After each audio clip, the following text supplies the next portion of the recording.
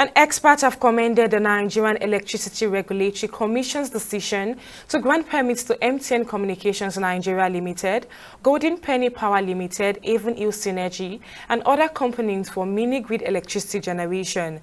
This move is expected to enhance off-grid power solutions across the country.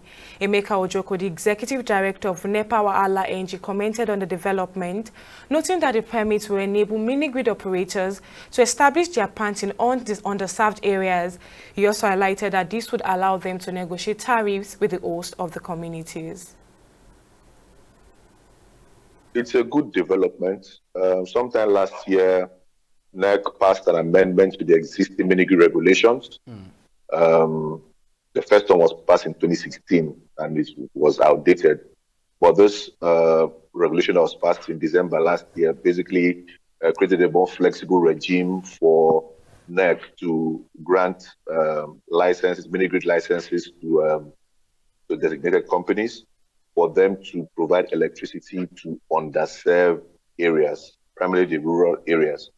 Okay, the significance is this, that most of the discos will not typically extend service to the rural areas because of the low returns that they get from those areas. Okay, low returns in terms of the tariffs that people in those areas are willing to pay, and the absence of industries in those areas that would serve as a backbone for their revenue generation. So because of that, rural areas are underserved. The REA has been most responsible trying to get power supply to those areas.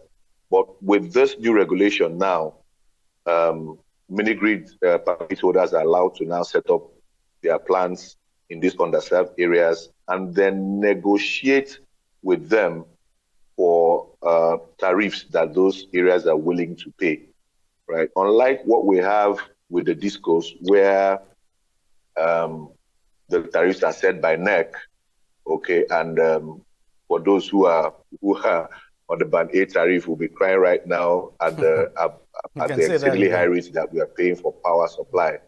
But with the mini-grid holders, they are allowed to negotiate with the host with their customers and then agree on a rate for them to supply power to them.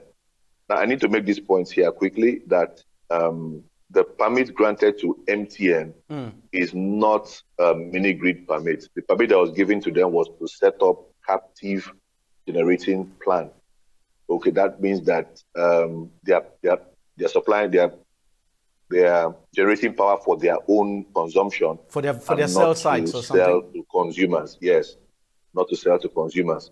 But the ones granted to Golden Penny is for mini-grid operations, which would allow them to sell to consumers at rates that they can negotiate with the consumers lesser than what, well, let me not say lesser, but we hope that it will be less than what those consumers typically would pay to the discos that will ordinarily cover those states.